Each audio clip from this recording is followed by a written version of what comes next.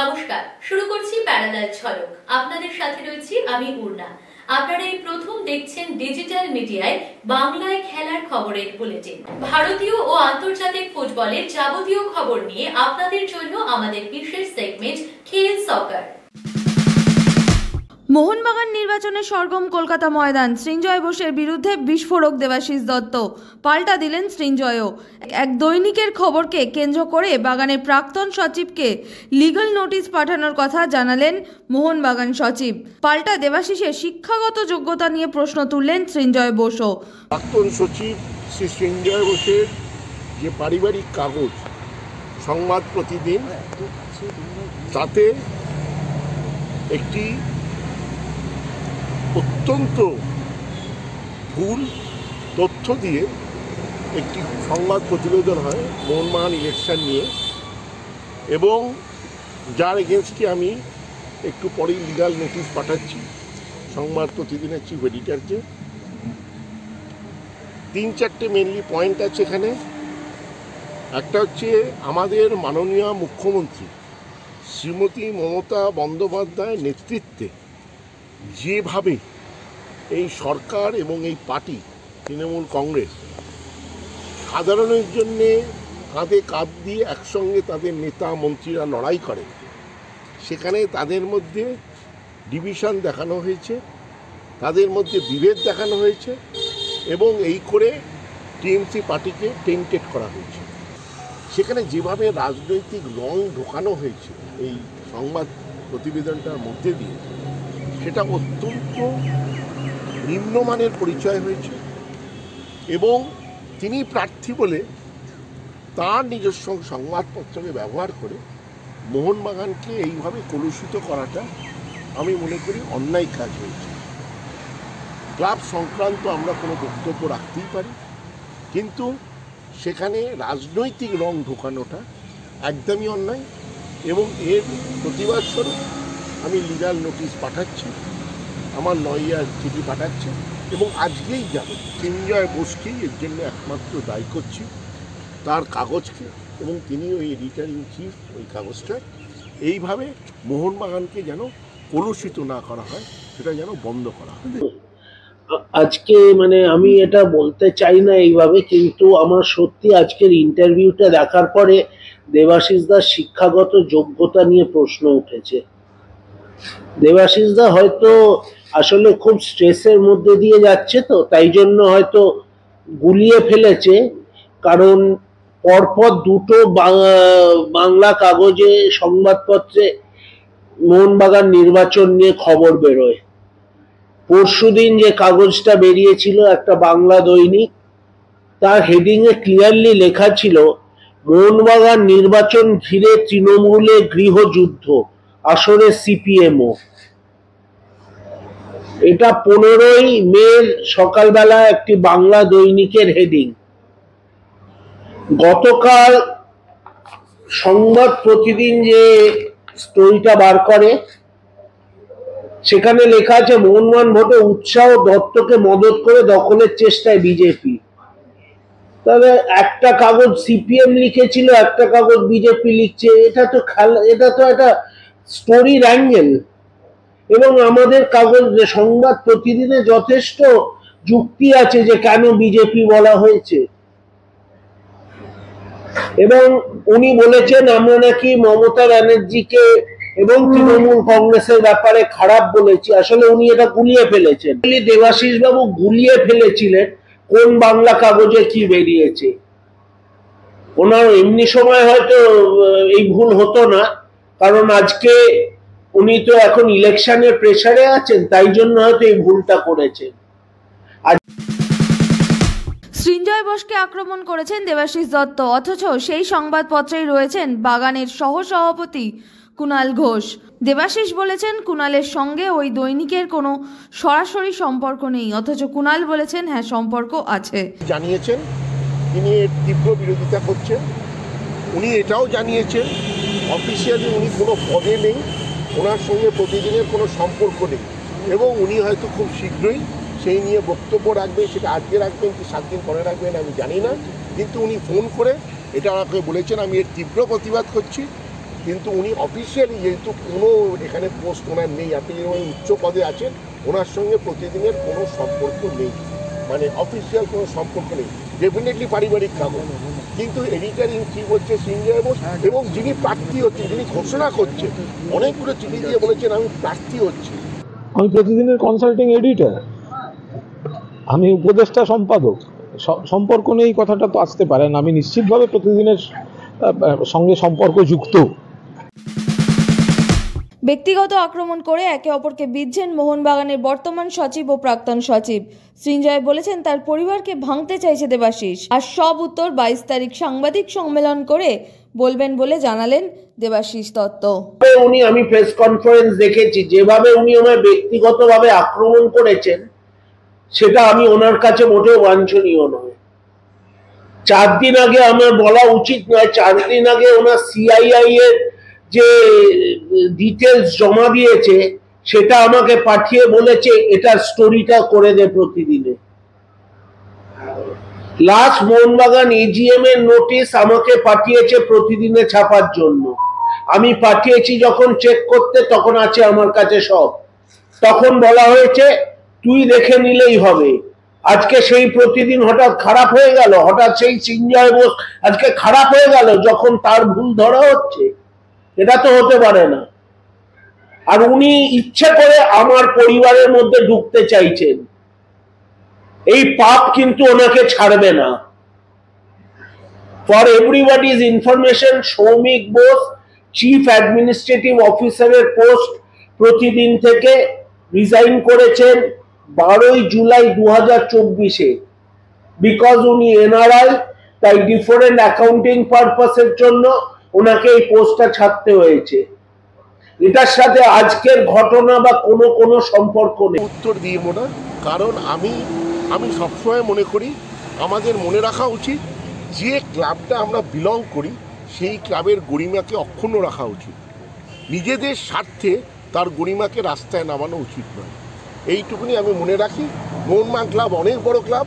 আমি পরবর্তী সচিব হলাম না হলাম, সভাপতি হলাম না হলাম, আমি মনে করি মোহনবাগান ক্লাবের গরিমা কারুর উচিত নয় নষ্ট করার। আমি তো কোন ছাড় 22 তারিখ আমি একটি প্রেস কনফারেন্স আপনাদের ডাকছি। আজকে যেহেতু এই লিগাল নোটিশটা আমি পাঠিয়েছি, এইটা যদি আপনাদেরকে না জানাতাম, আপনার লিগাল নোটিশটা পেলে আবার ভাবতেন এটা কী হলো। তো আপনাদেরকে সেই জন্য আজকে এটা করলাম। কিন্তু 22 তারিখ আমি প্রপার প্রেস কনফারেন্স করব স্পোর্ট জার্নালিস্ট টেন্টে 5টার সময় আপনাদের কাছে নোটিশ যাবে।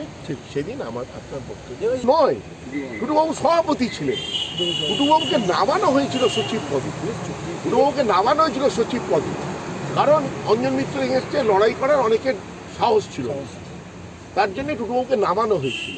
এবং অঞ্জন মিত্র বন্ধুত্বের খাতিরে সেই এটাকে উইথড্র করে, নমিনেশন পেপারটাকে উইথড্র করে। তো সেই জন্যে অঞ্জনদার কথাই কোনো কিছু পৃথিবীতে স্ট্যাটিক নয়, কালকে কি হবে কেউ জানে না। মোহনবাগান নির্বাচনে যে বোর্ড গঠন করা হয়েছিল তার থেকে 3 জন সদস্য ব্যক্তিগত কারণ দেখিয়ে নাম প্রত্যাহার করেছেন। তারা হলেন বিশ্বব্রত বসু মল্লিক, সৌভিক মিত্র এবং অভিষেক সিনহা। শুক্রবারের বৈঠকে তাদের পরিবর্তে নতুন 3 জনকে অ্যাপয়েন্ট করল মোহনবাগান এক্সিকিউটিভ কমিটি। আমাদের যে 2 জন ছিলেন, আমাদের চেয়ারম্যান অসীম কুমার রায়, তিনি আছেন। অনুপ কুমার মণ্ডল বলে একজন আমাদের জন্য কমিটি মেম্বার ছিলেন, আছেন। বাকি 3 জায়গায় হয়েছে অসীম কুমার মৌলিক, ইনি আমাদের মেম্বার, সুকমল রায়, ইনিও আমাদের মেম্বার, আর বিশ্বরূপ দে, ইনিও আমাদের মেম্বার। এই 3 জন আজকে আমাদের ইলেকশন বোর্ডে ওই 3 জনের জায়গায় স্থলভিষিক্ত হয়েছেন, এবং আমরা এই 3 জনকে জানিয়েও দিচ্ছি এবং অসীম রায় সাহেবকেও আমরা এটা ইনফর্ম করে দিচ্ছি। এইটাই আমরা আজকে সিদ্ধান্ত নিয়ে, কারণ ইলেকশন প্রসিডিওর চলছে, আপনারা জানেন। এখন প্রিলিমিনারি ভোটার লিস্ট চেকিং চলছে 21 তারিখ অবধি। তো খুব দ্রুত গতিতে রায় সাহেব করছেন ইলেকশন বোর্ড। তো উনি এখানে কোনো ছেদ চান না, উনি চান যে যারাই থাকবে তারা ওনার যে মানসিকতায় যত সম্ভব তাড়াতাড়ি, আমরা ওনাকে অনুরোধ করেছি যে যত তাড়াতাড়ি সম্ভব ইলেকশনটাকে কমপ্লিট করার জন্য। তো সেইটার ব্যবস্থার জন্য উনি এই 3 জন রেজিগনেশন বদলে নতুন 3 জনকে মোহনবাগান সভাপতি টুটু বসু তার পদ থেকে ইস্তফা দিয়ে ছেলে সৃঞ্জয় বোসের জন্য ভোট প্রচার করবেন বলে পদত্যাগপত্র পাঠিয়েছিলেন ক্লাবের কাছে, কিন্তু তার পদত্যাগপত্র গৃহীত হয়নি ক্লাবের এক্সিকিউটিভ কমিটির বৈঠকে। শুক্রবার আবার এক্সিকিউটিভ কমিটির বৈঠক হয় বাগানে, সেখানে টুটু বসুর পদত্যাগপত্র গ্রহণ করল না মোহনবাগানের executive committee. 20th executive committee meeting ছিল এবং এর মধ্যে দুটো এমার্জেন্সি হয়েছে, একটা নর্মাল মিটিং হয়েছিল, সেগুলো সবই আজকে মিনিটস কনফার্ম হলো এবং আজকে সভাপতির যে রেজিগনেশন লেটারটা আবার আলোচনায় বিষয়বস্তু হয়। আলোচনা অনেকক্ষণ ধরে চলে এবং সেখানেও আবার দুটো মত উঠে আসে। রেজিগনেশন অ্যাকসেপ্ট না করার পক্ষে বেশিরভাগ মত থাকে, রেজিগনেশন অ্যাকসেপ্ট করার পক্ষে কিছু মত থাকে, কিছু মত থাকে ওনাকে চিঠি দিয়ে অনুরোধ করার জন্য, আবার চালানোর জন্য। টুটু বসু আমাদের মাননীয় সভাপতি এবং মোহনবাগান ক্লাবে তাঁর অবদান নিয়ে আলাদা করে কোনো আলোচনার অবকাশ নেই। তো উনি ইস্তফাপত্র দিয়েছিলেন, তা নিয়ে এমার্জেন্সি মিটিং ইসি এর মধ্যে করেছে। তো আজকেও আমরা আলোচনার পর যেটা সিদ্ধান্ত নিয়েছি যে প্রত্যাখ্যান বা গ্রহণ কোনো সিদ্ধান্তেই আমরা উপনীত হইনি, কারণ আমাদের যারা সিনিয়র ভাইস প্রেসিডেন্ট রয়েছেন, আরও কয়েকজন সদস্য উপস্থিত থাকে, সবাই মিলে আলোচনা করে আর ওনার যে অবদান সেখানে ক্লাবের ইসিতে বসে ওনার ইস্তফা গ্রহণ বা প্রত্যাখ্যান এটা আপাতত ভাবনা চিন্তা স্তরেই থাকছে। ফলে ওটা নিয়ে কোনো মানে অ্যাকসেপ্টেড অথবা রিজেক্টেড এরকম কোনো সিদ্ধান্ত আজকে আমরা উপনীত হইনি। শুরুর আহমেদ জাহুকে নাকি মনে করাচ্ছেন ইস্ট বেঙ্গলের টার্গেট লিস্টে থাকা প্যালেস্টাইনের ডিফেন্সিভ মিডফিল্ডার মোহাম্মদ জাসিদ। তার বক্সের বাইরে থেকে গোল করা শট কিংবা নিখুঁত নিশানায় অ্যাটাকিং থার্ডে লম্বা বল বাড়ানোর ভিডিও ক্লিপিংস দেখে শুধু ইস্ট বেঙ্গল সমর্থকরাই নয়, ফুটবল প্রেমীরাও মুগ্ধ। কম বেশি অনেকেই বলছেন, উফ কি ফুটবলার। ইতিমধ্যেই নাকি ইস্ট বেঙ্গল নিশ্চিত করে ফেলেছে দুই বিদেশি ফুটবলারকে, বসুন্ধরা কিংসের ব্রাজিলিয়ান ফুটবলার মিগুয়েল ফেরেরা ও সার্বিয়ার ডিফেন্ডার ইভান মিলাদানোভিচকে। এবার নাকি লাল হলুদের নিশ্চিত করার পালা এই প্যালেস্টাইনের 29 বছর বয়সী ডিফেন্সিভ মিডফিল্ডারকে। যদি মোহাম্মদ জাসিদকে নিশ্চিত করে ফেলতে পারে ইস্ট বেঙ্গল, তাহলে হয়তো মাঝ মাঠের মুশকিল আসান হতে চলেছে লাল হলুদের, বলা যেতেই পারে। হ্যানসিংকে হাতছাড়া করার পর ইস্টবেঙ্গল আরও এক চার্চিল ব্রাদার্সের ডিফেন্ডারকে টার্গেট করলো। তিনি হলেন লাল রেম রুয়াতা রালতে। লেফট ব্যাক পজিশনে খেলেন, তার মার্কেট ভ্যালু এখন 1.2 কোটি টাকা। তাছাড়া চার্চিলের সঙ্গে তার চুক্তিও শেষ, তাই তাকে নিতে গেলে আলাদা করে ট্রান্সফার ফি দিতে হবে না ইস্টবেঙ্গলকে। কিন্তু লাল হলুদ লাল রেম রুয়াতাকে আগে টার্গেট করলেও এই রেসে ইস্টবেঙ্গলকে টক্কর দিতে আসরে নেমেছে কেরালা ব্লাস্টার্স। তারাও চার্চিলের ডিফেন্ডারকে দলে নিতে আগ্রহ প্রকাশ করেছে। এখন দেখার লাল রেম রুয়াতা কোন পথে হাঁটেন। স্যাংশন দিয়ে ক্লাব লাইসেন্সিং ক্রাইটেরিয়া ফুলফিল করলো মোহনবাগান ইস্ট বেঙ্গল, তবে রিজেক্ট হলো কলকাতার আরেক প্রধান মোহামেডান স্পোর্টিং। গতকালই 2025-26 মরশুমের ক্লাব লাইসেন্সিং প্রিমিয়ার 1-এর ফল ঘোষণা করে সর্বভারতীয় ফুটবল ফেডারেশন। সেখানে আইএসএলের একমাত্র ক্লাব পাঞ্জাব এফসি স্যাংশন ছাড়াই প্রিমিয়ার 1-এর লাইসেন্সিং ক্রাইটেরিয়া দারুণভাবে সফল হয়।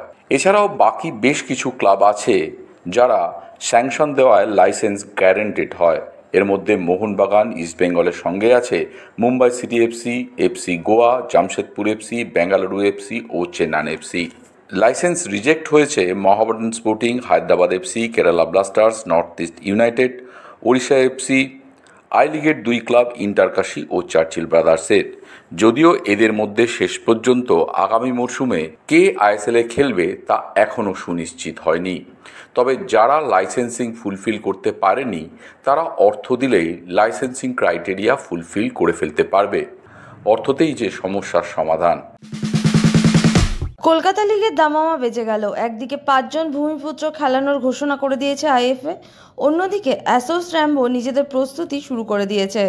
বৃহস্পতিবার বারাসাতে একটি মিট অ্যান্ড গ্রিটের আয়োজন করে তারা। সেখানে উপস্থিত ছিলেন অনির্বাণ আদিত্য, অঙ্কিত আদিত্য সহ প্রাক্তন মন্ত্রী রাজীব বন্দ্যোপাধ্যায়। রেনবো ক্লাবের সঙ্গে এবছর যুক্ত হয়েছেন তিনি, তবে শুধুমাত্র নামে থাকতে চান না, অভিষেক বন্দ্যোপাধ্যায়ের ডায়মন্ড হারবার যেভাবে সাফল্য পেয়েছে সেই মডেলেই কাজ করতে চান তিনি। আপাতত 15 দিনের রেসিডেন্সিয়াল ক্যাম্প হবে, সেদিকেই নজর ক্লাবের। তাছাড়া দলের যে জায়গাগুলো মেরামত করা দরকার সেদিকেও নজর দিচ্ছে তারা। ইতিমধ্যেই সন্তোষজয়ী ফুটবলার অমরনাথ বাস্কেকে সই করিয়েছেন। এখন দেখার এবারের প্রিমিয়ার ডিভিশনে কেমন ছাপ ফেলে রেনবো। অপ্রতিরোধ্য বার্সেলোনা ডিসেম্বর থেকে অপরাজিত থেকে তারা বৃহস্পতিবার এই মরশুমে লা লিগে চ্যাম্পিয়ন হলো। মাঝে জানুয়ারিতে তারা স্প্যানিশ সুপার কাপ জিতেছে, তারপর কোপা দেল রে চ্যাম্পিয়ন হয়েছে, ফাইনালে রিয়াল মাদ্রিদকে হারিয়ে। কোচ হ্যান্সি ফ্লিক বৃহস্পতিবার সাংবাদিক বৈঠকে বলেছেন, মরশুমের দ্বিতীয় পর্বটাই মনে থাকবে। অসাধারণ ধারাবাহিকতা বজায় রাখার জন্য ফুটবলারদের প্যাশন, চ্যাম্পিয়ন হওয়ার তীব্র ইচ্ছে সাফল্যের অন্যতম কারণ বলে মনে হয়। আর টিম স্পিরিট, ড্রেসিং রুমে ঢুকলে মনে হতো ওরা একটা পরিবার। বৃহস্পতিবার লা লিগায় বার্সেলোনার বিরুদ্ধে মাঠে নামার আগেই আরসিডি স্টেডিয়ামের বাইরে ঘটে গেল বড় দুর্ঘটনা। স্পেনিয়ালের প্রচুর সমর্থক গিয়েছিলেন খেলা দেখতে। একটি গাড়ি সমর্থকদের ভিড়ে ঢুকে পড়ে ধাক্কা মারতে মারতে। কাতালান সংবাদ সংস্থার দেয়া খবর অনুযায়ী 13 জন সমর্থক গুরুতরভাবে আহত হয়েছেন। ফরাসি বিশ্বকাপার করিম বেনজেমার নেতৃত্বে আল ইতিহাদ বৃহস্পতিবারই সৌদি প্রো লিগে তাদের 2 ম্যাচ বাকি থাকতেই চ্যাম্পিয়ন হয়ে গেল। বৃহস্পতিবার তারা 3-1 গোলে হারালো আল রায়েদকে। এবারের খেতাব নিয়ে তারা 10 বার প্রো লিগে চ্যাম্পিয়ন হলো। দ্বিতীয় স্থানে আল হিলাল। জনপ্রিয় বাণিজ্যিক পত্রিকা ফোর্বসে বিশ্বের সবচেয়ে ধনী খেলোয়াড়ের সদ্য প্রকাশিত তালিকায় শীর্ষে রয়েছেন ক্রিশ্চিয়ানো রোনাল্ডো। এই নিয়ে তৃতীয়বার রোনাল্ডোর শীর্ষস্থানে থাকা। তার বার্ষিক রোজগার 275 মিলিয়ন মার্কিন ডলার, ভারতীয় মুদ্রায় 2352 কোটি 35 লক্ষ 34 হাজার টাকা। দ্বিতীয় স্থানে আছে এনবিএর স্টিফেন কারি, তার রোজগার 156 মিলিয়ন মার্কিন ডলার। কার্লো আনচেলত্তিকে জাতীয় দলের কোচ হিসেবে নিযুক্ত করার 3 দিনের মধ্যে রিও ডি জেনিরোর কোর্ট ব্রাজিল ফুটবল কনফেডারেশনের প্রেসিডেন্টকে তার পদ থেকে সরিয়ে দেওয়ার নির্দেশ দিল। একই সঙ্গে কোর্ট নির্দেশ দিয়েছে ফেডারেশনের নির্বাচন যত তাড়াতাড়ি সম্ভব সম্পন্ন করার জন্য। ফুটবল কার্যনির্বাহী সমিতি অবশ্য দেশের সুপ্রিম কোর্টে পাল্টা আবেদন করেছে প্রেসিডেন্ট এদনান্ডো রড্রিগেজকে তার পদ ফিরিয়ে দেওয়ার জন্য। প্যারাগুয়েতে ছিল ফিফার কংগ্রেস। সেই অধিবেশনে নির্ধারিত সময়ে 2 ঘন্টা 17 মিনিট পর ফিফার প্রেসিডেন্ট জিয়ান্নি ইনফান্তিনো পৌঁছলেন, কারণ তিনি মধ্যপ্রাচ্যে সফর করছিলেন। তার সঙ্গে ছিলেন মার্কিন প্রেসিডেন্ট ডোনাল্ড ট্রাম্প। ক্ষুব্ধ ইউএফা। প্রতিবাদে প্রেসিডেন্ট আলেকজান্ডার সেফেরিন ইউএফার অন্য সদস্যদের সঙ্গে নিয়ে কংগ্রেস ছেড়ে বেরিয়ে যান ফিফা প্রেসিডেন্ট পৌঁছানোর পর। ইনফান্তিনো অবশ্য জানিয়েছেন তার এই রাজনৈতিক সফর বিশ্ব ফুটবলের স্বার্থেই ছিল। বিশ্বজুড়ে 22 গজে নানান রকম খবর, ক্রিকেটের সেই সমস্ত খবর নিয়ে আমাদের বিশেষ সেগমেন্ট লীগ ছক্কা।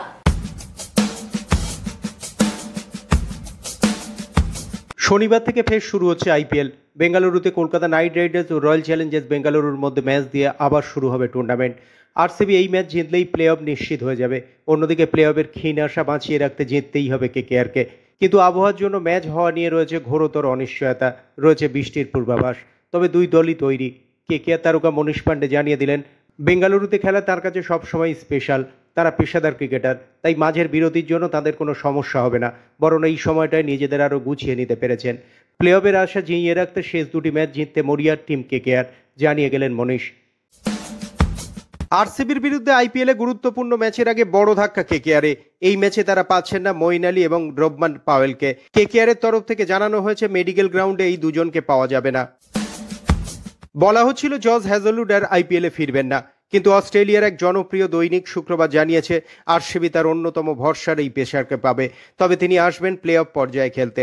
আগামী সপ্তাহেই তার রিহ্যাব প্রোগ্রাম শেষ হবে, আর তারপরই তিনি আরসিবিতে যোগ দেবেন।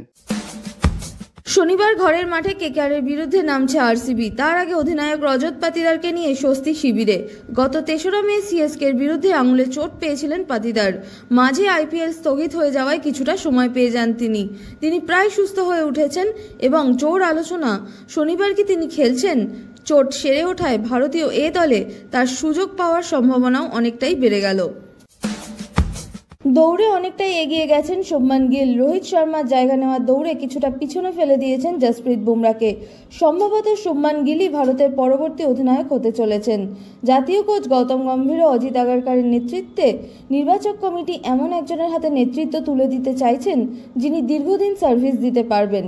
শেষ মুহূর্তে যা খবর তাতে গিল অনেকটাই এগিয়ে গেছেন। চোট নিয়ে সংশয় শেষ পর্যন্ত পিছিয়ে দিয়েছে জসপ্রীত বুমরাকে। ওয়াংখেড়েতে উদ্বোধন হয়ে গেল রোহিত শর্মার নামে স্ট্যান্ড। আগেই ঘোষণা করা হয়েছিল, শুক্রবার আনুষ্ঠানিকভাবে উদ্বোধন হলো। ভারতীয় ক্রিকেটে এবং মুম্বাই ইন্ডিয়ান্সে তার অবদানের জন্য তাকে এমন বিরল সম্মান দিল এমসিএ। এই ওয়াংখেড়েতেই তার বেড়ে ওঠা, রোহিত শর্মা হয়ে ওঠা। এদিন রোহিত নিজেও আপ্লুত। একই সঙ্গে ভারতীয় ক্রিকেট ইতিহাসে অসামান্য অবদানের জন্য অজিত ওয়াদেকর এবং শরদ পাওয়ারের নামেও উদ্বোধন হলো স্ট্যান্ডের। কেন্দ্রীয় ক্রীড়ামন্ত্রক সারা দেশ জুড়ে একাধিক অলিম্পিক স্পোর্টস সেন্টার তৈরি করার পরিকল্পনা করেছে বিভিন্ন ডিসিপ্লিনের ওপর। সেই উদ্যোগে এবার সামিল হলো বিসিসিআইও। বৃহস্পতিবার সরকারের সঙ্গে এক বৈঠকের পর ক্রিকেট বোর্ডের সহসভাপতি রাজীব শুক্লা জানিয়ে দিয়েছেন, তারা এরকম 2 থেকে 3টি অলিম্পিক সেন্টারে অ্যাথলিটদের ট্রেনিং সহ সমস্ত খরচ বহন করবেন। ইংরেজ কিংবদন্তি জেমস অ্যান্ডারসন আবার ফিরছেন 22 গজে। ল্যাঙ্কাশায়ারের হয়ে কাউন্টি ক্রিকেটে নামবেন তিনি। 1 বছর আগে টেস্ট ক্রিকেটকে চিরকালের মতো বিদায় জানিয়েছেন। তার ওপর আবার নামছেন হাতে লাল বল নিয়ে বোলিং করার জন্য।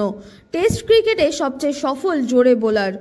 704টি উইকেট নিয়ে কিংবদন্তি হয়ে গেছেন অ্যান্ডারসন। ফুটবল ক্রিকেটের বাইরেও খেলার দুনিয়ায় রয়েছে আরো নানা রকমের খবর, আর সেই সব খেলার খবর নিয়ে আমাদের বিশেষ সেগমেন্ট উইং প্লে।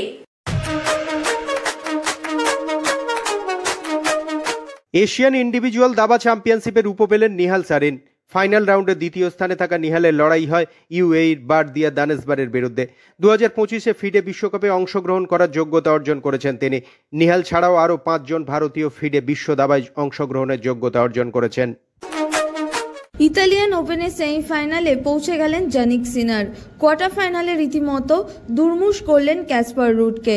রুডের যাবতীয় প্রতিরোধী উড়িয়ে দিয়ে 6-0 ও 6-1 ফলে ম্যাচ জিতলেন সিনার। উচ্ছ্বসিত সিনার ম্যাচের পর বলেন, আজ কোর্টে ম্যাচটা দারুণভাবে উপভোগ করেছি। অন্যদিকে রীতিমতো হাড্ডাহাড্ডি লড়াই করে ফাইনালে উঠলেন কোকো গফ। সেমিফাইনালে তিনি হারালেন চীনের ঝেং কুইন ওয়েনকে। খেলার ফল 7-6, 4-6, 7-6।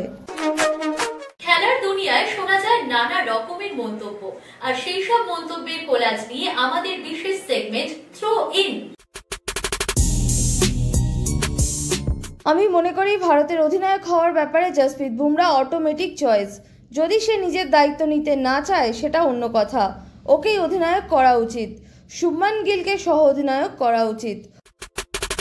আমি যখন থেকে টিভিতে খেলা দেখা শুরু করি তখন থেকে বিরাট কোহলিকে দেখছি।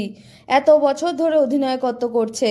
সে নিজের হাতে যখন আমাকে আরসিবির নেতৃত্ব তুলে দিল, আমি দ্বিধার মধ্যে পড়ে গিয়েছিলাম। বুঝতে পারছিলাম না কি করা উচিত। এটা বার্সেলোনার লা লিগা, কোনো একজন ফুটবলারের নয়। অবশ্যই ইয়ামাল গুরুত্বপূর্ণ ফুটবলার, কিন্তু আমরা একটা দল এবং সেটাই সবচেয়ে গুরুত্বপূর্ণ।